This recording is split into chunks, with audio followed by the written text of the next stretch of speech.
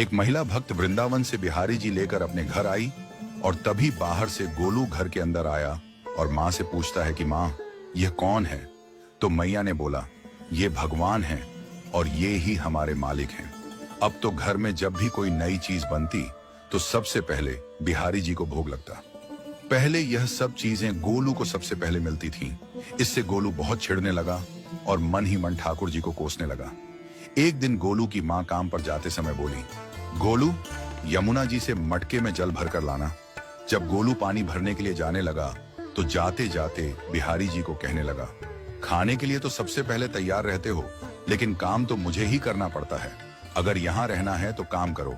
कहकर गोलू यमुना जी से जल भरने के लिए चल पड़ा। गोलू जब यमुना जी में जल भरने लगा तो उसने देखा कि यमुना जी के अंदर बिहारी जी विराजमान है और कह रहे हैं, ला गोलू, घड़ा हम भर देते हैं।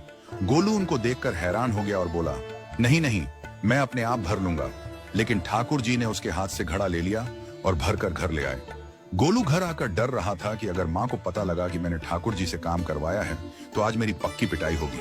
माँ ने घर आकर बिहारी जी को गीले कपड़ों में देखा तो एकदम से हैरान हो गई और कहने लगी कि गोलू, ये जरूर तेरी शरारत है, जरूर तूने ही इन पर जल डाला है। गोलू ने अपनी माँ को समझाने का बहुत प्रयास किया, लेकिन माँ ने उसको डांट कर चुप करा दिया और ठाकुर जी के भीगे हुए वस्त्रों को बदलने लगी।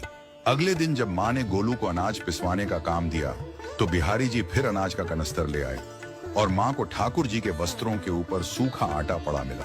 तो माँ ने फिर गोलू को डांटा कि तुझे पता नहीं कि ये हमारे भगवान हैं और तू भगवान के साथ शरारत करता है। आज तूने फिर इनके ऊपर आटा फेंका है। तो गोलू शपथ लेकर कहने लगा, नहीं माँ, मैंने कोई शरारत नहीं करी है।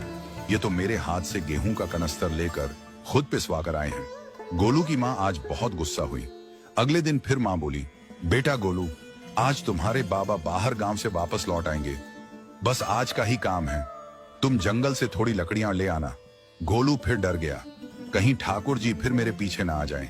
गोलू ने माँ को बोला कि मैं चला तो जाऊंगा, लेकिन बिहारी जी को समझा लो, वो मेरे पीछे ना आई।